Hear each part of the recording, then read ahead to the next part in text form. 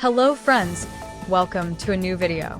President Donald Trump said the United States would occupy the war-torn Gaza Strip and develop it economically after resettling Palestinians elsewhere, steps that would reverse decades of U.S. policy toward the Israel-Palestine conflict.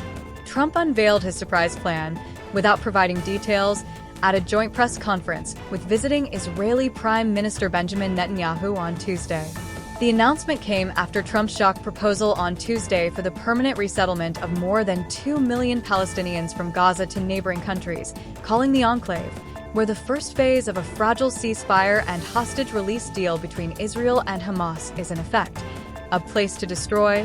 Trump can expect to face opposition from allies and foes alike on any question of whether his proposal will be met with resistance from any Middle East nation. Powerful Saudi Arabia would be willing to join a new U.S.-brokered effort to normalize relations with U.S. ally Israel. Direct U.S. involvement in Gaza would run counter to long-standing Washington policy and much of the international community, which believes Gaza will be part of a future Palestinian state that includes the occupied West Bank. The United States will occupy the Gaza Strip and we will work with it, Trump told reporters. We will own it and be responsible for removing all the dangerous unexploded bombs and other weapons that are on the site. We're going to build it, create thousands and thousands of jobs, and it will be something that the entire Middle East can be very proud of, Trump said. I see a long-term ownership position, and I see it bringing tremendous stability to that part of the Middle East.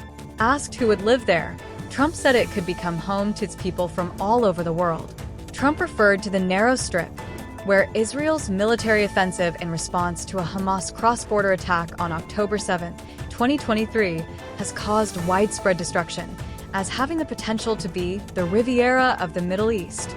Trump did not directly answer the question of how and under what authority the United States could occupy Gaza, a 45-kilometer-long and at most 10-kilometer-wide coastal strip with a history of violence.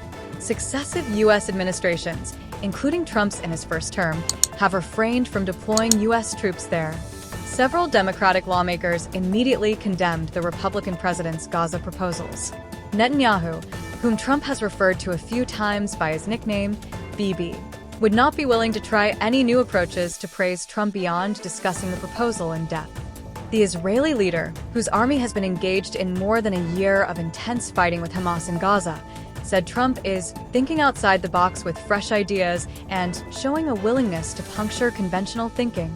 Netanyahu may have been relieved that Trump, who forged a close relationship with the Israeli leader during his first term, has not publicly pressed the White House.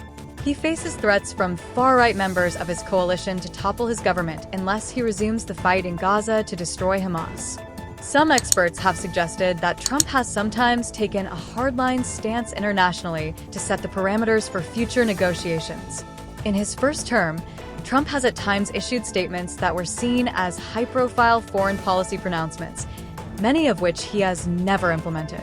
A UN damage estimate released in January suggested that it could take 21 years and cost $1.2 billion to clear the more than 50 million tons of rubble left in Gaza by Israel's bombing.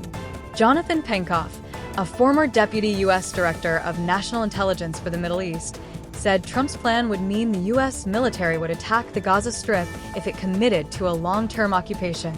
Washington is not learning the lessons of nation-building in Iraq and Afghanistan. Trump had previously reiterated his demand for Jordan, Egypt, and other Arab states to take control of Gaza, saying the Palestinians had no choice but to abandon the coastal strip, which must be rebuilt after nearly 16 months of Israeli bombardment. But this time Trump said he would support settling the Palestinians permanently, moving beyond his previous proposals that Arab leaders have already steadfastly rejected.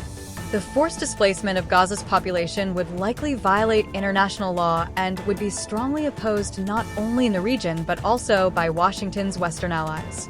Some human rights advocates liken the idea to ethnic cleansing. Thanks for watching our videos.